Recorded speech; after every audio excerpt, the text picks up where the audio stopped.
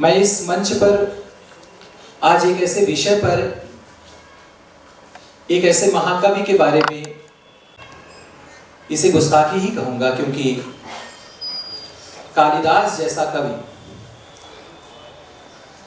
जिसको आज के पीढ़ियों से अगर आप पूछें तो कालिदास के चरित्र को सिर्फ एक चीज से जोड़ा गया है, मूर्खता। शायद सब सहमत होंगे इससे। साहित्यजनों ने, मुझे लगता है कि कोशिशें भी की। कालिदास के किसी भी रचना में यदि आप स्त्री को देखेंगे तो स्त्री संस्कृत में संवाद नहीं करती है। भले ही कालिदास की रचनाएं संस्कृत में हैं, लेकिन वहां वो उल्लेख करते हैं कि वो स्त्रियां ग्रामीण भाषाओं में लोक बोलियों का ही इस्तेमाल करती हैं। विद्योत्मा पढ़ी लिखी थी, उसने संस्कृत में उनसे पूछा, उन्होंने ऊंट को उष्ट कहा महामूर्ख हो जो तुम, जाओ पहले शिक्षा ग्रहण करके आओ। लेकिन कालिदास की शिक्षा देखिए, हिमालय पर्वत से लेकर के और भारत के दक्षिण तक कालिदास ने विचरण किया है। आज जिस रचना कि आप सब यहां पर गवाह बनेंगे, उसकी संगीतमय प्रस्तुति का आप सब यहां पर लुत्फ उठाएंगे। आप देखिएगा कि कालिदास ने अपनी इस पूरी जीवन यात्रा और शिक्षा ग्रहण करने की यात्रा में कैसे कैसे शब्द, कैसे कैसे अलंकार, कैसी कैसी अभिव्यंजनाएं उन्होंने प्रयोग की हैं, जो मुझे लगता है कि आज तक किसी काव्य जगत में, काव्य को रचने वाले किसी भी कवि में वो चेतना नहीं थी जो कालिदास की भीतर थी। ग्रामीण जनों को देख करके कालिदास का मन, और खास करके मेघदूत, एक अचेतन से याचना करना जो निर्जीव हो। हम किसी अचेतन चीज से खड़े होकर के कुछ मांगे, या सड़क पर खड़े होकर के हम हवा में बात करें, ऐसे पेड़ को देख के, हवा को देख के, आसमान को देख के, तो आज के समय में क्या कहे जाएंगे? यही कि पागल है। कालिदास भी वही कहेंगे। मेघदूत रचना लिखते समय उन्होंने कई जगह पर यक्ष के द्वारा इसलिए कहना जरूरी है कि कालिदास ने न यक्ष को देखा, न उन्होंने अलकापुरी को देखा, न कुबेर को देखा, न वहां वो गए, लेकिन एक माध्यम बनाया यक्ष को, और शायद यक्ष के माध्यम से ही अपनी विरह वेदना को उन्होंने प्रस्तुत किया। बादलों से एक पत्र भेजा कि बादल उनका संदेशा किसके पास लेकर के जाएं? यक्ष की प्रेयसी, जिससे वो अलग हो चुका है।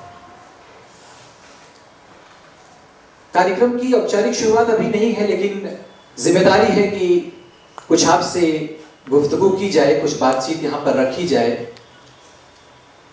विगत 3-4 सालों से मैं आशुतोष भैया के ऐसे नव प्रयोग वाले कार्यक्रमों से, जिसमें वो नव प्रयोग करते हैं, कुछ अलग करते हैं, सिर्फ गीत संगीत नहीं होता, उसमें शोध होता है, उसमें सोचने विचारने की गुंजाइश होती है, उसमें आज की पीढ़ियां समझ पाती हैं कि ये नव रस क्या है, ये कालिदास कौन है, यक्ष कौन है, यक्षिणी कौन है, ये रचनाएं क्या है, उसके भीतर तक जाने की उत्कंठा हमारे मन में पैदा होती है। ऐसा कार्यक्रम और एक सृजन संस्था आपके बीच में लेकर आती है, और मुझे बेहद खुशी होती है कि मैं इस कार्यक्रम घोर संस्था के कार्यक्रमों का मैं संचालन करता हूं। मुझे इसके काबिल वो समझते हैं, और मैं जहां भी रहता हूं वहां से मुझे खुशी होती है कि मैं जैसे तैसे इस कार्यक्रम में जाऊं, 2 शब्द आपसे बातचीत करूं, जो कुछ मैंने जाना है वो मैं आपको बताऊं, और जो कुछ यहाँ हो उससे मैं सीखूं। ये बताने और सीखने की परंपरा ही हमें अधिक ज्ञानवान बनाती है आज के समाज में। बेहद खूबसूरत कार्यक्रम होने वाला है। 1 साल पहले जब इस विषय को लेकर के भैया बातचीत करते थे कि विवेक ये कार्यक्रम करना है, और चूंकि भाषा का विद्यार्थी, साहित्य का विद्यार्थी रहा हूँ, तो थोड़ी बहुत जो कुछ पढ़ाई लिखाई माध्यम में हो पाती थी, तो मैं भी कोशिश करता था कलम चलाने की, पन्ने पलटने की, इतिहास के पन्ने पलटने की। और मैं ये बताऊं कि मैं इसको करते समय, इस पूरी परिकल्पना को जब भैया ने बनाया और इसके आलेख और इन सब चीज़ों को लिखते समय मैं भी कालिदास की तरह ही विचरण कर रहा था, उत्तर से दक्षिण की तरफ। कालिदास का जन्मस्थान निश्चित नहीं है, बहुत सारे इतिहासकार, बहुत सारे साहित्यकारों ने अलग अलग जगह उनकी पैदाइश बताई है। आदरणीय रविनंदन सर हमारे बीच में बैठे हैं और मुझे लगता है वो बराबर मूल्यांकन कर रहे होंगे कि कितना मैं यहाँ पर सही हूँ, कितना गलत हूँ। कुछ उन्हें मौर्य साम्राज्य का मानते हैं, कुछ शुंग साम्राज्य के समय, कुछ पहली शताब्दी, कुछ चौथी शताब्दी। कई ऐसे विचार हैं, कई ऐसी धारणाएं हैं कि कालिदास इस समय में पैदा हुए। लेकिन अभी जिस जगह पर मैं हूँ, इतना तो तय है कि मेघदूत तो कालिदास ने वहीं बैठ के लिखी थी। मैं नागपुर में रहता हूँ इस समय, और नागपुर में है रामटेक पर्वत, और इस पूरे प्रसंग में रामगिरी पर्वत की चर्चा आती है, जहां से यक्ष बैठकर अपनी विरह वेदना को उस मेघ को, उस बादल को सुनाता है कि हे मेघ, तू मेरी विरह वेदना देख रहा होगा। अगर मेरे इन अश्रुओं को तू देख रहा है, मेरी इस पीड़ा को समझ रहा है, तो मेरे मित्र मेरे इस समाचार को उत्तर की तरफ अलकापुरी तक पहुंचा दे, जहां मेरी प्रेयसी अकेली होगी। बहुत सारी बातें कालिदास ने अपनी इस रचना के माध्यम से बताया है। आप इसमें ग्रामीण छाप देखेंगे, आप इसमें लोक जीवन शैली देखेंगे। संस्कृत में रचनाएं जो हुई हैं, ज्यादा हम उन्हें शास्त्र, पुराण और वेद के रूप में जानते हैं, लेकिन कालिदास की रचनाओं में आप देखिए कि कैसे ग्रामीण जनों को उन्होंने अपने साथ लिया है।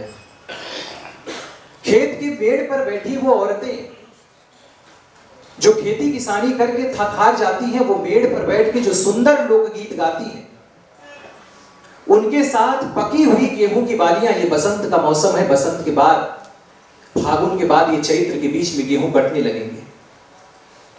गेहूं जब पक जाता है तो कभी हवा से हिलता है, तो आप देखिए कि हवा से उसमें एक संगीत पैदा होता है। उनके गीत और गेहूं की बालियों की खनखनाहट मिलकर ऐसा संगीत पैदा कर रही है कि इंद्र की सभा में जो गंधर्व नृत्य कर रहे हैं, उनको भी मात दे रही है। ये किसका सम्मान है? ये हमारे इस लोक सृष्टि का सम्मान कालिदास ने किया, जिनको हम मूर्ख कहते हैं। मूर्ख विद्योत्मा से कहवाया गया, कहा विद्योत्मा ने कि तुम मूर्ख हो, लेकिन वो मूर्खता देखिए, ऐसी मूर्खता सबको मिले। हम सब भी मूर्ख है। आशुतोष भैया सबसे बड़े मूर्ख है जो इस कार्यक्रम को कर रहे हैं। लेकिन आप देखिए, मैं बेहद प्रसन्न हूं कि इतना अच्छा संयोजन इस कार्यक्रम को लेकर के हुआ है। वर्धा विश्वविद्यालय में मैं पढ़ाई कर रहा हूं, पहाड़ पर ही, पठारियों पर यूनिवर्सिटी है, और बहुत ज्यादा प्रचंड गर्मी है वहां पर। अब विदर्भ एक तरीके से सूख रहा है हमारे यहाँ। मैं जनरल ट्रेन में बैठ करके थके खाते हुए 20 घंटे, मैं कहा कि इस कार्यक्रम में मैं पहुंचूंगा, किसी तरीके से मुझे जाना है। और वही हाल मैं बता रहा हूं कि नागपुर जब मैं रामटेक पर्वत पर जाता हूं, तो मैं जरूर याद करता हूं कालिदास को। यहीं से उन्होंने अपने इन बादलों से संदेशा भिजवाया था। कभी कभी हम भी उधर से जाते हुए बादलों को देख करके कह देते हैं कि प्रयागराज की तरफ पहुंचा देना। रचनाओं में ऐसा कब मिला है कि कालिदास कभी प्रयाग की तरफ आए हों, क्योंकि उनकी पैदाइश, कोई लोग कहते हैं कि बिहार में भी हुई, मधुबनी में भी, कोई कहते हैं कि उज्जैन में हुई, अभिज्ञान शाकुंतलम और जैसी रचनाओं के आधार पर कि उज्जैन में भी पैदा हुए। लेकिन एक कवि की दृष्टि, उसकी चेतना, उसका सौंदर्य शास्त्र, आप इन सब का रस, इन रसों से परिपूर्ण इस कार्यक्रम को इसमें पाएंगे। तो मुझे लगता है कि कार्यक्रम अब शुरू किया जाए, और कार्यक्रम शुरू हो, क्योंकि यह लाइट एंड साउंड का प्रोग्राम है, तो इसमें किसी भी तरीके से ये नहीं है कि टाइम बढ़ेगा घटेगा। जितने समय जितना तय है उतने में ये खत्म होगा। उससे पहले हम जो सम्मान की औपचारिकताएं हैं वो सब हम पूर्ण कर ले, जिससे बीच में हमें किसी भी प्रकार का व्यवधान ना हो। हम आनंदित होकर के इस पूरे कार्यक्रम का आनंद उठाएं। तो सबसे पहले हमारी संस्कृति जो कहती है कि हम अंधकार से प्रकाश की तरफ चले, हम सबको ज्ञान प्राप्त हो, दीप प्रज्वलन के लिए आज के हमारे मुख्य अतिथि माननीय न्यायमूर्ति श्री राजेश कुमार जी, साथ ही हमारे विशिष्ट अतिथि में हमारे बीच में उपस्थित लोग, उसके साथ साथ हमारे सांस्कृतिक स्तंभ में उपस्थित लोग, डॉक्टर पी के सिन्हा जी, भोर एक सृजन संस्था के हमारे अध्यक्ष, संरक्षक महोदय, आशुतोष भैया, साथ में श्वेता मैम। मैं चाहूंगा हमारे सभी अतिथियों को मंच की तरफ लेकर के आए कि इस दीर्घा में बैठे लोग, और इसी के साथ हम अपने इस कार्यक्रम का औपचारिक शुरुआत आरंभ करते हैं। मुझे खुशी है कि हमारे इस कार्यक्रम को देखने के लिए, इस कार्यक्रम का आनंद उठाने के लिए, हमारी सेवा में, हमारी सुरक्षा में हमेशा तत्पर हमारे पुलिस भाई मित्र भी यहाँ पीछे बैठे हुए हैं। आप सब अपने कार्यों से हमेशा हम सबकी सुरक्षा में तत्पर रहते हैं। मैं आपका बहुत आदर से यहाँ पर स्वागत और अभिनंदन करता हूँ। निश्चित तौर पर ड्यूटी करते करते कुछ बोरियत हमेशा लग जाती है, तो ऐसे कार्यक्रम सुनने चाहिए, और सब नौजवान हैं तो ज़रूर ये कार्यक्रम पसंद आएगा। एक अच्छी पढ़ाई से आप सब यहाँ पर आते हैं तो ज़रूर कालिदास को आप जानते होंगे, आज इस कार्यक्रम को आप सुनेंगे तो ज़रूर पसंद आएगा। जोरदार तालियों से हमारे इस कार्यक्रम का आशुतोष भाई आप भी आ जाए। आशुतोष भैया एक फोटो में आप भी आ जाए। थोड़ा सा कुछ लोग इधर हो जाए, कुछ लोग इधर, तो पीछे का बैक। हाँ, एक पहले इधर लेना। दीप प्रज्वलन ये किया जा रहा है यहाँ पर हमारे सभी सम्मानित अतिथियों द्वारा।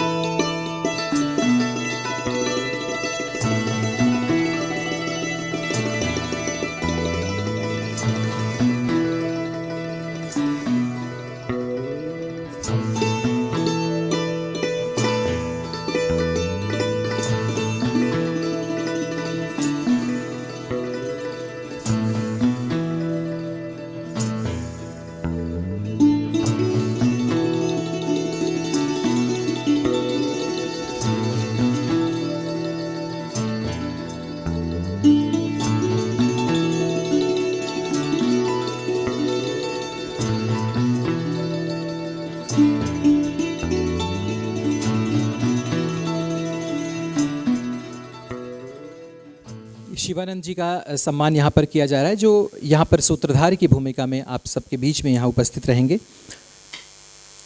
हमारे बीच में हमारे शहर की जानी मानी, शहर ही नहीं बल्कि हमारे पूरे देश में एक अलग पहचान रखने वाली हमारी संगीत की शिक्षिका डॉक्टर मधु शुक्ला मैम हमारे बीच में हैं, साथ ही शांभवी हैं, और बेहद खुशी है कि वो यहाँ पर हैं। और साथ ही श्री सुजय घोषाल जी, जिनके प्रकाश, परिकल्पना और साउंड जो आप यहाँ पर, क्योंकि ये कार्यक्रम ही पूरा लाइट एंड साउंड का है, तो उन दोनों का इसमें बड़ा योगदान है। इनका भी सम्मान इस मंच पर किया जा रहा है आज के हमारे अतिथियों द्वारा।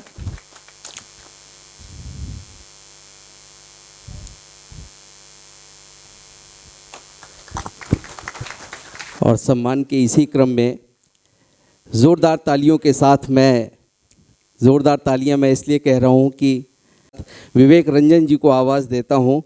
आप सभी हमारे अतिथियों के द्वारा आपको सम्मानित किया जाए।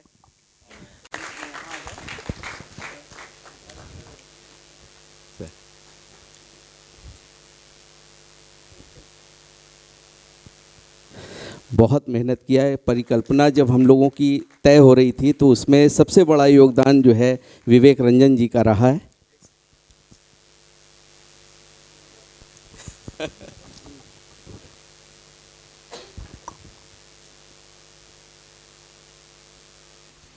बस थोड़ा सा समय हम आपका और चाहेंगे। हमारी संस्था जो भोर एक सृजन संस्था है, ये किन उद्देश्यों को लेकर के कार्य करती है, मैं आगे संस्था के अध्यक्ष, ये पद भी बहुत अजीब टाइप के होते हैं, समझ में नहीं आता पद, लेकिन खैर शरद चंद्र श्रीवास्तव जी से मैं निवेदन करूंगा कि आप संस्था के बारे में बताते हुए और आगे हमारे जज साहब द्वारा इस कार्यक्रम की अनुमति लेकर के हमें बताएं, उसके बाद हम कार्यक्रम हमने और आशुतोष जी ने इस संस्था की नींव रखी और पूरा श्रेय मैं आशुतोष जी को इसलिए दूंगा क्योंकि संस्था को आगे ले जाने का और संस्था को मूर्त रूप देने का सही जो श्रेय है वो एक कलाकार को ही मिलना चाहिए। हम लोग तो सिर्फ एक नाम होता है कि हाँ अध्यक्ष हैं, लेकिन आपने आशुतोष जी ने किया है। दूसरा उससे भी बड़ा हमारे जो, मैं नाम तो नहीं जानता हूँ लेकिन बहुत से ऐसे लोगों को, जैसे आपने एक वो कार्यक्रम हुआ था उसमें बहुत ही अच्छा जो है आपने पूरा उस कार्यक्रम का संचालन और उसकी जो, मैं वाणी को आपकी क्या कहूँ कि मैं सुन के अभिभूत था। तो बहुत अच्छे अच्छे कार्यक्रम हुए और लोकोपयोगी भी हुए, जनोपयोगी भी हुए और लोगों के, और कोरोना काल में इस संस्था ने जो है लोगों को सहायता भी की है। तो हमारी संस्था अभी ये तो कह सकते हैं कि थ्रेशोल्ड अवस्था से बाहर आ गई है, लेकिन ये है कि बहुत अच्छा ये संस्था कार्य कर रही है और आगे भी करती रहेगी, इसका आश्वासन मैं देंगे, मतलब मैं संस्था की तरफ से देता हूँ।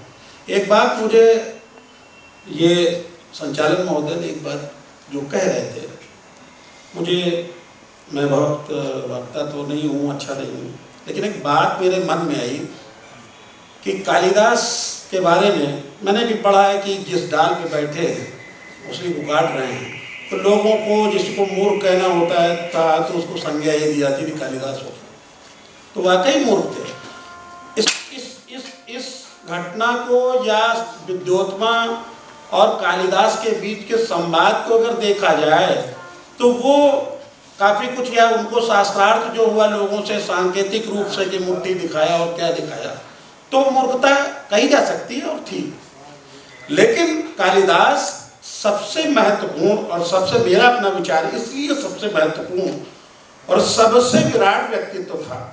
आप चाहे कालिदास को देखें चाहे तुलसीदास को देखें रस्सी पकड़ के, तो कहीं ना कहीं व्यक्ति में ऐसा एक्स्ट्राऑर्डिनरी चेंज किसी घटना के कारण, किसी आदमी से प्रेरित होने के कारण हुआ, और अगर वो आदमी बदल करके उस चैलेंज को स्वीकार करके अपना एंटायर मॉडिफिकेशन कर ले और इतनी ऊंचाइयों को छू ले, यही उसकी मॉरल स्टोरी है। बाकी कालिदास का साहित्य एक अलग चीज है, वो साहित्य है, लेकिन कालिदास को कालिदास बनाने की जो घटना है वो हर व्यक्ति के लिए एक सीख है। हमारे जीवन में भी ऐसा आता है कि जब कभी ऐसी कोई घटना घटती है तो वहीं से वो व्यक्ति जो है वो मूर्ख से कालिदास होता है। और हमारी संस्था, हम भी चाहते हैं कि हमारा जो सहयोग है वो ऐसे लोगों को हमेशा प्रेरित करें और आगे बढ़ने के लिए सब लोगों का मतलब आगे विकास करें। मैं ज़्यादा न बोलते हुए अपने माननीय न्यायमूर्ति मुख्य अतिथि से चाहूँगा कि इस कार्यक्रम की अनुमति प्रदान करें ताकि हम लोग आगे की ओर बढ़ सकें। मैं आशुतोष जी कुछ कहना चाहते हैं तो मैं आज्ञा लेकर उनको माइक देना चाहता हूँ। हमारे बीच में हमारे बहुत ही प्रिय और आदरणीय राहुल शर्मा जी यहाँ मौजूद हैं, आगरा से आप आए हैं सिर्फ इस प्रोग्राम को कवरेज करने के लिए। सोशल नेटवर्किंग में आपका बहुत ही योगदान है और मैं माननीय न्यायमूर्ति महोदय से चाहूँगा कि आपको सम्मानित करें। कुछ न कुछ गलतियाँ रह ही जाती हैं इतने बड़े आयोजन में। मैं सभी से क्षमा चाहूँगा अगर किसी का नाम हम भूल रहे हो तो।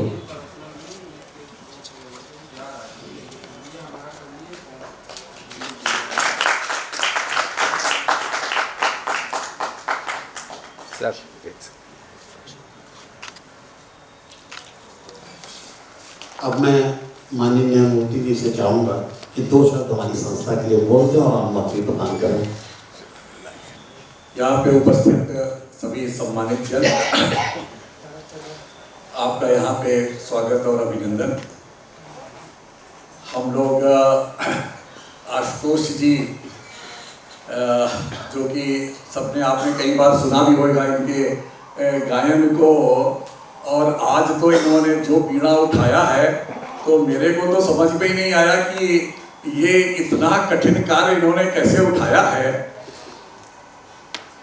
देखिए, कवि की बात कहते हैं ना हम लोग कि जहां न जाए रवि वहां जाए कवि। तो कवि तो वहां पहुंच जाता है जहां पर कि सूर्य की किरण भी नहीं पहुंचती है। तो उसकी कल्पना ही उसकी लिखावट है, उसकी सोच है। कालिदास जी के बारे में ये मूर्खता नहीं है। जब तक ये मूर्खता को अब नई डेफिनेशन में दीजिए, डिटर्मिनेशन, विजन, अब ये मूर्खता नहीं है। अगर जिस आदमी के अंदर में विजन नहीं होएगा, डिटर्मिनेशन नहीं होएगा, वो कोई भी काम सुचारू रूप से नहीं कर पाएगा। तो कालिदास जी को मूर्ख ना कहिए, बल्कि ये कहिए कि उनका वो डिटर्मिनेशन था कि जो कि उनको आज इतना महान कवि कालिदास जी को बनाया। आपने ये जाना ही कि उन्होंने, अब नागार्जुन जी तो कहते हैं, उन्होंने कालिदास जी के संस्कृत के उसको अनुवाद किया हिंदी में। तो नागार्जुन जी तो कहते हैं कि ये कालिदास जी की अपनी मेघदूत है, वो अपनी आत्मकथा है, उनके अपने जीवन की कथा है। ऐसा नागार्जुन जी कहते हैं कि उन्होंने अपने जीवन में इतने कष्ट स्वयं सहे हैं, अब इतनी विरह सही है कि उन्होंने जो है इस तरीके का किया। और बाकी आपको पता ही है कि ये जो है, जो मेघदूत है, ये हमारे यक्ष को जब कुबेर ने अलकापुरी से निकाला और वो वहाँ पर गए तो उनको अपनी पत्नी की बहुत याद आई, और वो अलकापुरी तो वापस नहीं जा सकते थे, लेकिन अपने मन की विरह जो है, उन्होंने आषाढ़ के महीने में मेघदूत जो घिरे हुए थे उसके माध्यम से उन्होंने अपने पत्नी तक अपने विरह को जो है वो पहुंचाया। ये है मेघदूत। इसीलिए मेघ के द्वारा पहुंचाया, तो मेघ और दूत बनाया उनको, इसलिए कहा उनको मेघदूत की रचना जो है वो कालिदास जी ने किया। तो ये बड़ा कठिन कार्य है, संस्कृत में इनकी रचना है। कैसे आशुतोष जी ने उसको जो है लयबद्ध किया, स्वरबद्ध किया है। अब हम लोग सारा जो है समय ना जो लेते हुए आशुतोष जी से कहेंगे कि ये बताएं कि आपने कैसे जो है इसको लयबद्ध किया और स्वरबद्ध किया। इतना कठिन कार्य जो है, तो मैं आशुतोष जी को आग्रह कहता हूँ कि अपना प्रोग्राम शुरू करें।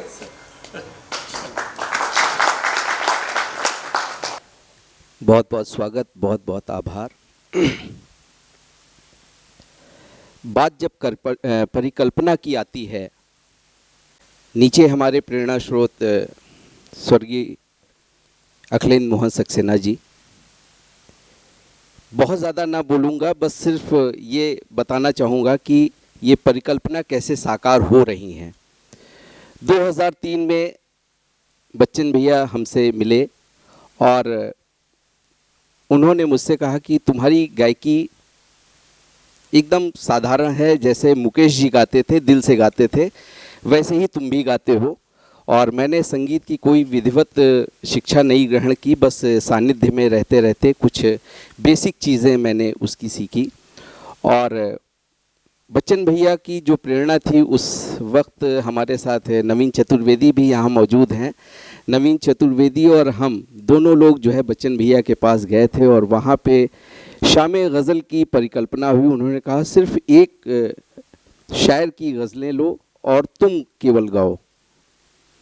तो वहाँ से जो हमारा सफ़र शुरू हुआ, उसके बाद फिर मधुशाला मैंने गाई, जिसमें कि हमारे आदरणीय अखिलेश भैया भी बैठे हुए हैं, और मधुशाला को वो आयाम आपने दिलवा दिया। हम तो सिर्फ क्रेडिट ले जाते हैं, लेकिन सारी मेहनत तो आप लोग करते हैं। चूँकि हम मंच पे उसको गा रहे होते हैं, इसलिए वो सारा क्रेडिट और सारा जो है सब कुछ मैं ले जाता हूँ, लेकिन असली हकदार तो आप लोग हैं। एक ज़ोरदार तालियों की गुजारिश चाहूँगा। आप जैसे श्रोताजन हैं जो मुझे पसंद करते हैं, डॉक्टर दिनेश चंद्र शुक्ला जी हैं, अंजनी पांडे जी हैं, हमारे बहुत ही आदरणीय रवि नंदन जी हैं। हिंदी साहित्य के 11 रस की सोचा, भैया से मैंने पूछा कि भैया मैं 11 रस पे काम करना चाहता हूँ। बोले अरे बड़ी अच्छी बात है, आज तक तो 11 रस पे एक ही रस को आदमी सुनता है और निकल जाता है, तुम तो 11 रस की ठान रहे हो। और सच मानिए ये आप लोगों का विश्वास था जो मुझसे 11 रस गवा ले गया। तो ऐसी बहुत सी चीज़ें हैं, बीच बीच में मैं आप लोगों से संपर्क में रहूंगा और आप लोगों के सजेशंस मुझे बराबर चाहिए। और ठीक है, उत्साह के लिए आप लोग कहते हैं कि बहुत अच्छा गा रहे हो, लेकिन मुझे वो चीज़ बताइए कि जहां और बेहतर हो सकता है। परिपूर्ण कोई भी आदमी नहीं होता है, मैं अभी सीख रहा हूं, और उस सीखने के क्रम में आप लोगों से सिर्फ और सिर्फ आज इस खुले मंच से मैं यही चाहूँगा कि आप लोग मुझे कैसे और बेहतर बना जाए, इस चीज़ का मुझे सजेशन ज़रूर दीजिएगा। और आइए चलते हैं सीधे, जिन जिन लोगों की परिकल्पना है उसको साकार करने के लिए मैं सिर्फ माध्यम हूँ, आप लोगों के बीच आ रहा हूँ। मैं एक नाम भूल गया, बहुत ही आदर के साथ डॉक्टर मधु शुक्ला जी भी मौजूद हैं। ज़ोरदार तालियां। संगीत समिति, आपने हमें बहुत कुछ सिखाया है, मैं बहुत दिल से आपका आभार व्यक्त करता हूं। आदरणीय मधु मैम, यहाँ पर उपस्थित कई लोगों की गुरु हैं। मैं तो संगीत मतलब शास्त्रीय संगीत की और लोक गीतों की जानकार, तो थोड़ा बहुत जो कुछ उत्कंठा जगती थी मैं मैम से पूछा करता था। मेरे आंख पर लाइट पड़ रही है इसलिए मैं उन्हें देख नहीं पा रहा हूँ, लेकिन आशीर्वाद चाहता हूँ कि जो कुछ यहाँ पर बोल रहा हूँ उसे ठीक तरीके से मैं यहाँ पर बोल पाऊँ। एक जानकारी आपको और दे दें कि इस कार्यक्रम का सजीव प्रसारण भोर एक सृजन संस्था के फेसबुक पेज पर किया जा रहा है, और साथ ही साथ यूट्यूब पर आशुतोष श्रीवास्तव नाम के चैनल पर भी इसका प्रसारण किया जा रहा है। तो अगर आपके कोई घर वाले हैं जो इस कार्यक्रम को सुनना चाहते हैं, देखना चाहते हैं, तो इस कार्यक्रम से जुड़ें। थोड़ी सी भूमिका बनाते हुए रामगिरी पर्वत, जहां पर यक्ष बैठ करके बादलों से निवेदन करता है कि वह उसकी विरह व्यथा को समझकर उसका यह संदेशा अलकापुरी तक पहुंचाए।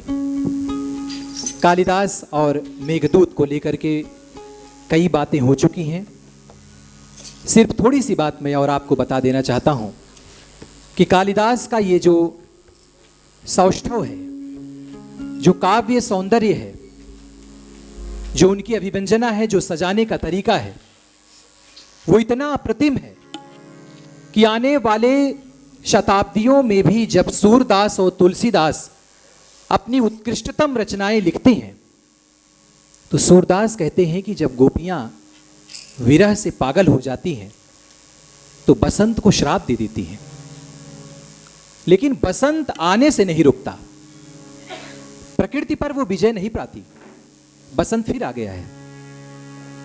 राम विरह में पूरे वन वन भटक रहे थे, लेकिन बसंत पर कोई भी प्रभाव नहीं पड़ा। तुलसी ने नहीं दिखाया कहीं पर कि इसका प्रभाव पड़ा हो, लेकिन कालिदास की चेतना देखिए। अभिज्ञान शाकुंतलम में कहते हैं कि जब दुष्यंत विरह में आए तो क्या होता है कि जो कोयलें कूक करने के लिए अपना गला खोलती हैं, वो अपनी कूक को गले में ही दबा लेती हैं। जो हिरन हरी दूबों को चर रहे होते हैं, वो उन दूबों को उगल देते हैं। इन सब को देख करके जो कलियां पुष्प बनने की तरफ अग्रसरित हो रही थी, वो फिर से कली बन जाती हैं। और इन सब को बर्दाश्त नहीं कर पाता वो बसंत जो आ रहा था तो उल्टे पांव लौट जाता है। ये है कालिदास, जो प्रकृति पर भी विरह को इतना हावी कर देते हैं कि मनुष्य का विरह भी प्रकृति को मात दे सकता है। कोई भी मौसम हमें तब अच्छा लगता है जब उस मौसम से किसी हमें चाहने वाले से, किसी चाहने वाले के प्रति हमारा कोई जुड़ाव होता है, वरना सारे मौसम हमें नीरस लगते हैं। फागुन, बसंत, सावन, आषाढ़, वो आषाढ़ जिसमें बैठ करके रामगिरी पर्वत पर यक्ष मेघ से अपना संदेशा पहुंचाता है और धीरे धीरे धीरे धीरे कैसे हर एक मौसम का वर्णन कालिदास अपनी विरह वेदना से करते हैं। सप्त पर्वतों में एक रामगिरी, विदिशा छत्तीसगढ़ और आज का नागपुर महाराष्ट्र की ये पहाड़ियां, जिन पहाड़ियों पर बैठ करके माना जाता है कि कालिदास ने ये रचना की। ऐसा कहा जाता है कि उत्तर की तरफ से कालिदास निरंतर दक्षिण की तरफ बढ़े और श्रीलंका, जहां पर ऐसी जातक कथाएं हैं कि कालिदास की हत्या कर दी जाती है, वो कालिदास का विरह आज भी प्रासंगिक है। आंखें बंद करिए, प्रकाश और ध्वनि के इस कार्यक्रम में मधुर आवाज के साथ इस पूरी परिकल्पना का, मेघदूत का और उस विरह का अपने अंदर अनुभव करिए।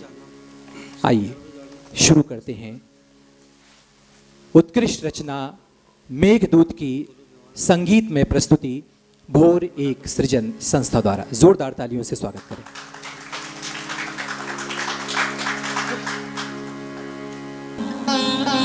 विश्व के बुद्धिमान राजाओं में एक राजा भोज को सर्वश्रेष्ठ बुद्धिमान लोगों में विशेष रुचि थी। उनका खजाना सदैव ऐसे लोगों के लिए खुला रहता था। उनके 30 सर्वश्रेष्ठ बुद्धिमानों में से एक कालिदास थे।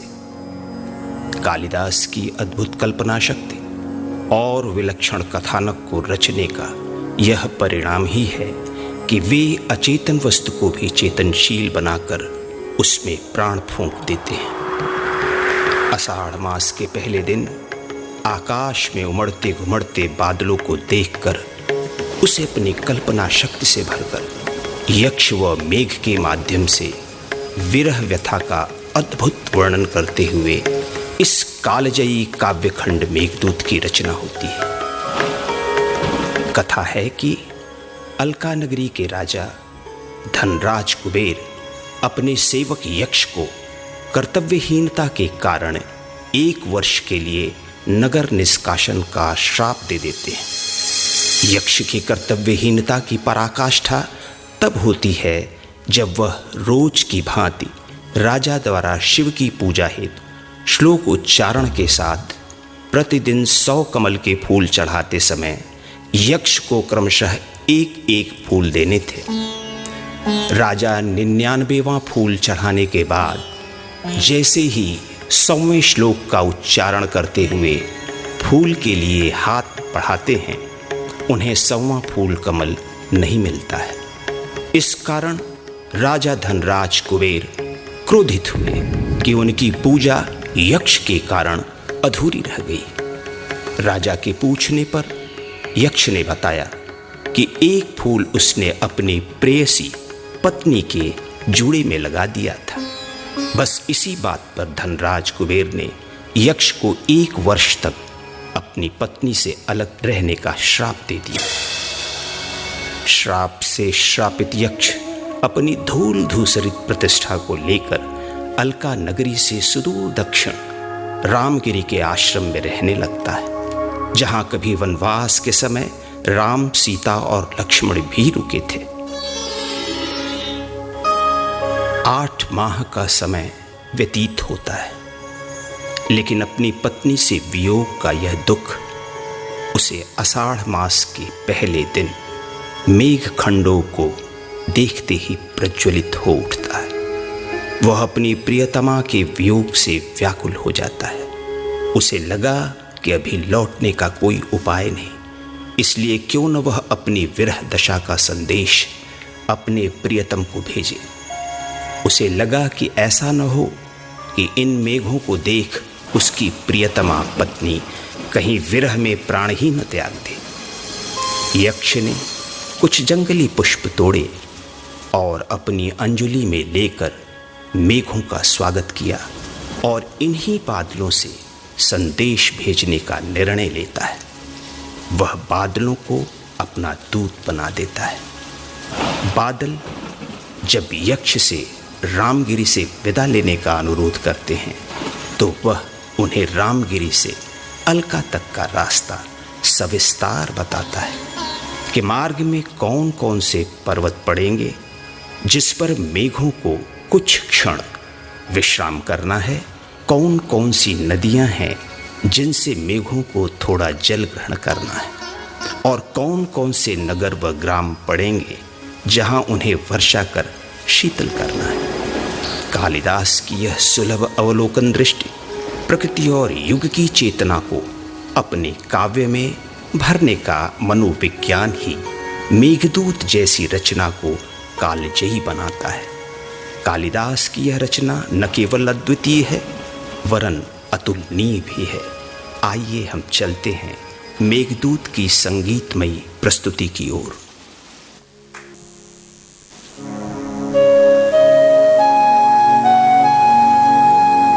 यक्ष मेघों से उनके आविर्भाव, सामर्थ्य और उनके वंश की स्मृति दिलाता है। वह मेघों में अंतर्निहित शक्ति एवं स्वभाव की ओर इशारा करता है। वे किस प्रकार अपनी आकृति को बढ़ा और घटा सकते हैं। वह कहता है, हे मेघ, मेरी संगिनी प्रिया मुझसे छूट गई है। तुम तो जानते हो कि मेरे दुख की कोई सीमा नहीं है। मेरी इस व्यथित दशा से तुम भली भांति परिचित हो और इसे देख और समझ भी रहे हो। मेरे ऊपर दया करो। अब तो सावन भी आ गया है। यह मास तो मिलन का और प्रेम का है और मैं अभागा अपनी प्राण प्रिया से दूर हूं। मैं विनती करता हूं कि तुम मेरे प्रेम और दुख को समझ सको, जान सको। हे मेघ, मैं तो निम्न आत्मा हूं और तू तो हमेशा ऊंचाई पर वास करता है। प्रार्थना सदैव अपने से ऊंचे लोगों से की जाती है। तू तो उच्च आत्मा है। ताप से तपते जन जिस प्रकार तेरी शरण में आते हैं, मेरा भी हृदय इस समय वियोग से तृप्त है। मेरी सहायता कर जिससे मेरे हृदय को शीतलता मिल सके।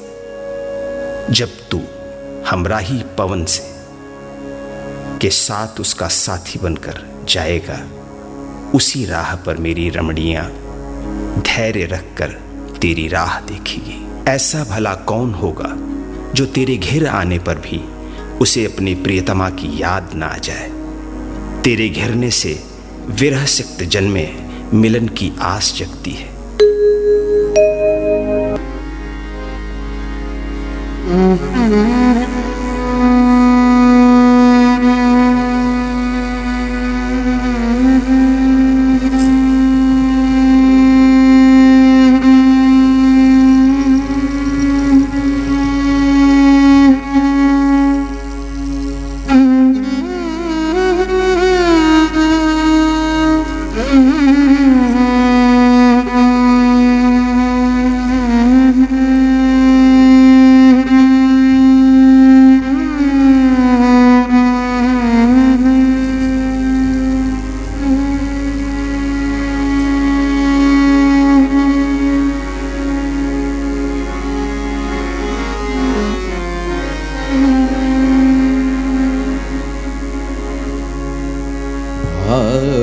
पवन पानी पावक का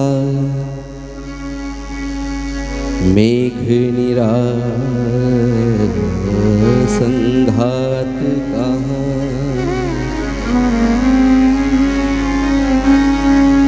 भाप पवन पानी पवक का, मेघ घात कहाँ, चतुर सचेत जनों के द्वारा कहलाने की बात कहाँ, उत्कंठा से हुआ यक्ष वो निर्विचार याचन में लीन, जड़ हो या चेतन हो सबसे आर्त कामी जन बनते दीन, जड़ हो या चेतन हो सबसे आर्त कामी जन बनते दीन।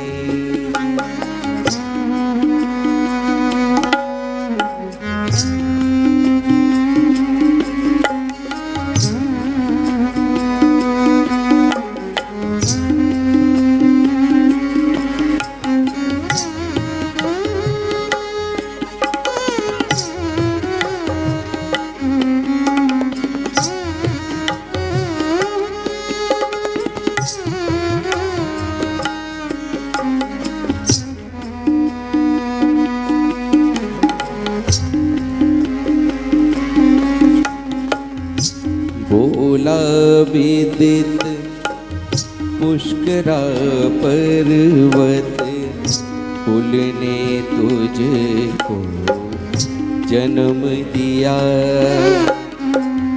बोला विदित पुष्करा पर्वत, कुल ने तुझको जन्म दिया।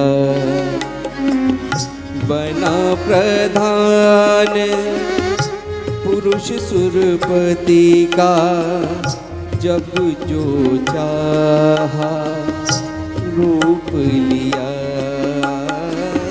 बना प्रधान पुरुष सुरपति का, जब जो चाहा रूप लिया। विधिवश स्वजनों से बिछुड़ा मैं, हुआ आज याचक तेरा। नहीं अधम से मांगा मिलना, उत्तम से अच्छा फेरा। नहीं अधम से मांगा मिलना, उत्तम से अच्छा फेरा।